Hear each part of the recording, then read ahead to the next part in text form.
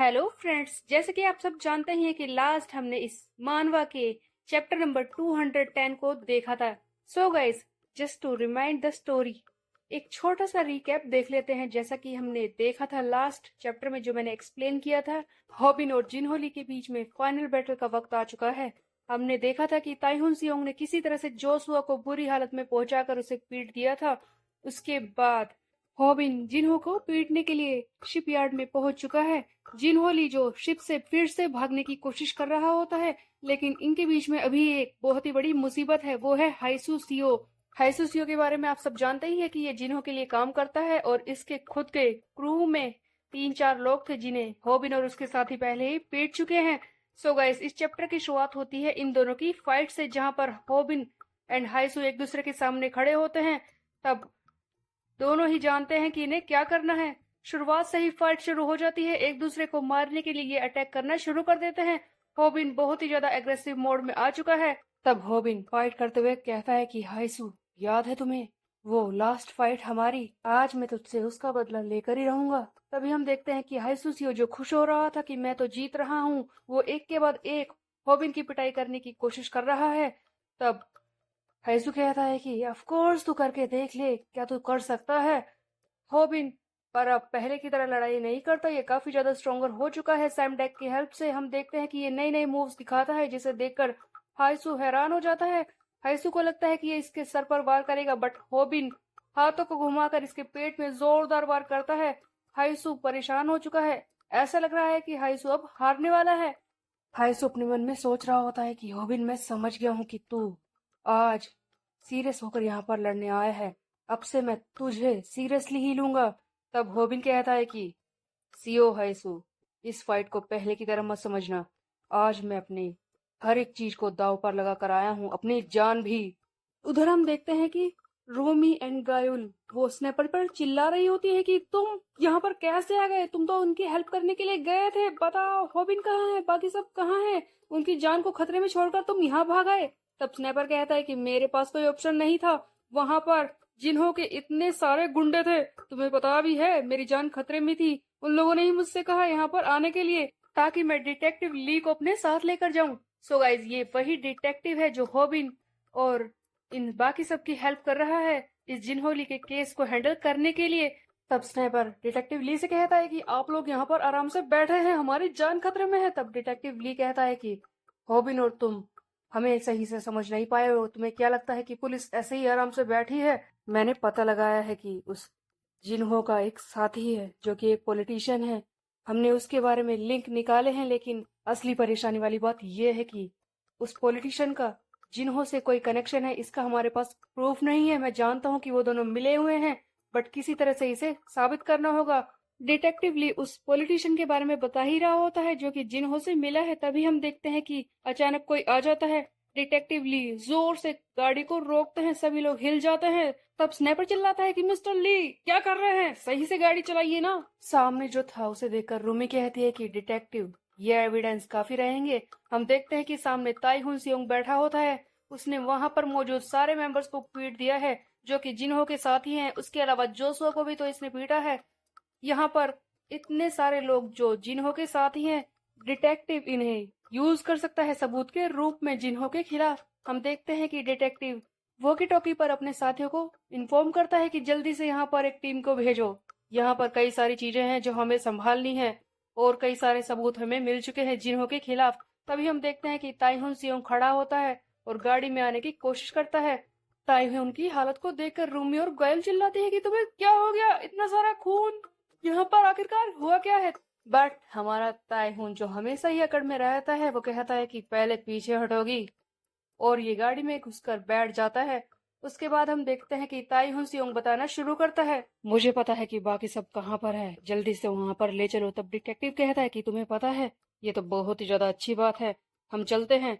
तब ताइहुन कहता है कि हाँ, जल्दी से ले चलो जहाँ पर हॉबिन है। ताइहुन ऑफ कोर्स हॉबिन की जान बचाने के लिए कुछ भी कर सकता है, ये उसका पक्का वाला दोस्त बन चुका है। उधर हम देखते हैं कि शिप निकलने को तैयार है। जिन्हो जो शिप में जाकर बैठने वाला होता है, जिन्हो का एक साथी जो शिप पर ही है, वो कहता है कि सर, शिप किसी भी वक्त निकलने वाली है, तो क्या आप किसी का इंतजार कर रहे हैं? ऐसे बार बार पीछे मुड़कर किसे देख रहे हैं? आखिरकार जिनहो किसका इंतजार कर रहा था? क्या उसे लगता है कि हाइसू सीओ भी इसके साथ आएगा, या फिर ये होबिन का वेट कर रहा है कि वो हाइसू को पीट कर ऊपर आ जाएगा? तभी हम देखते हैं कि जिनहो की वॉइस ओवर हमें हाइसू के बारे में बताना शुरू करती है कि हाइसू जो हमेशा अपने इंस्टिंक्ट के सहारे लड़ता है, कुछ पॉसिबिलिटी है कि वो वापस आ जाए। तभी हम देखते हैं कि होबिन हाइसू पर चिल्ला रहा होता है कि क्या हुआ, बस खत्म हो गया तेरा दम, इतना डिफेंसलेस क्यों है? अब तेरा लड़ाई करने का मन नहीं कर रहा क्या? होबिन पूरी तरह से इस हाइसू को पीट रहा होता है और ऐसा लगता है कि हाइसू अब खत्म होने वाला होता है। इसी बीच में एक फ्लैशबैक दिखाया जाता है जहां पर हाइसू होता है ज्वेलिन प्रिजन में। जैसा कि हम तब जानते हैं कि हाइसू सीओ कुछ सालों तक ज्वेलिन प्रिजन में रहकर आया है। ये खाने के लिए बहुत ही ज्यादा ऑब्सेस्ड है, किसी का खून तक कर सकता है। हम देखते हैं कि हाइसू को कई सारे कैदी घेर कर खड़े होते हैं जो इसे पीटने वाले होते हैं। तब यहाँ पर जिन्हो की वॉइस ओवर हमें हाइसू के बारे में बताना शुरू करती है। हाइसू, अगर इसके बारे में मैं बताना शुरू करूँ तो ये अपने इंस्टिंक्ट इसी के सहारे लड़ाई कर सकता है। चिलन प्रिजन एक ऐसी जगह जहाँ पर बहुत ही ज्यादा डर, बहुत ही ज्यादा गुस्सा महसूस होता है। हम लोग सोच भी नहीं सकते, एक ऐसी जगह जहाँ पर चारों तरफ से कोई भी आप पर हमला कर सकता है, वहाँ का डर उसे आप महसूस भी नहीं कर सकते। और वहीं पर इस हाइसू ने सरवाइव किया है अपने इंस्टिंक्ट के सहारे। इसकी इंस्टिंक्ट किसी और चीज के लिए नहीं, सर्वाइवल के लिए है।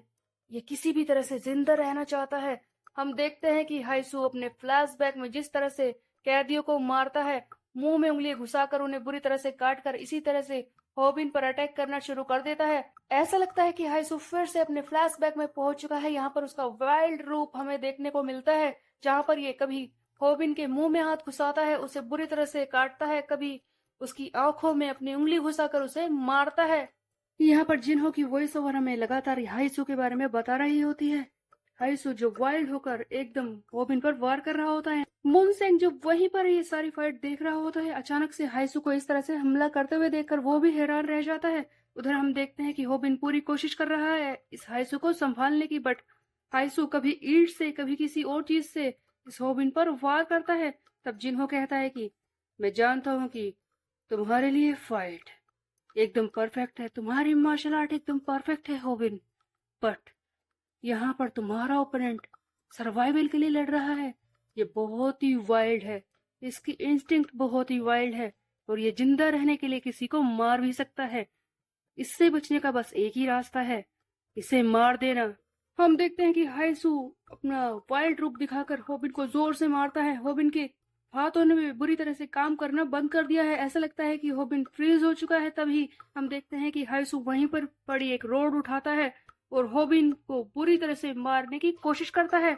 तब ऊपर खड़ा जिन्हो जो ये सारी चीजें देख रहा होता है, वो कहता है कि हाइसू रुको मत, कर दो। ऐसा तो नहीं है कि तुम्हारे पास कोई परिवार है, वापस जाकर खुद के साथ रहने के लिए मार दो, इस होबिन यू को मार दो।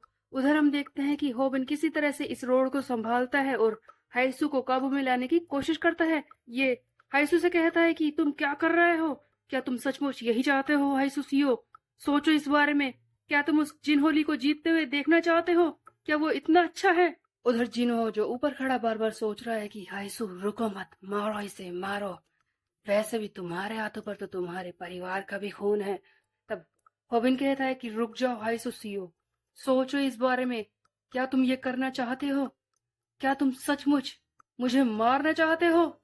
सो गाइस, क्या होबिन इस हाइसू को समझा पाएगा जो इतना वाइल्ड हो चुका है, या फिर होबिन मारा जाएगा? ये हम देखेंगे नेक्स्ट चैप्टर में। गाइस, क्वेश्चन के अभी तक जितने चैप्टर आए थे वो मैंने अपलोड कर दिए हैं। अब नया चैप्टर आएगा तभी अपलोड होगा, तब तक के लिए मेरे चैनल को सब्सक्राइब कर ले, बेल के आइकन पर प्रेस मिलते हैं। Bye bye.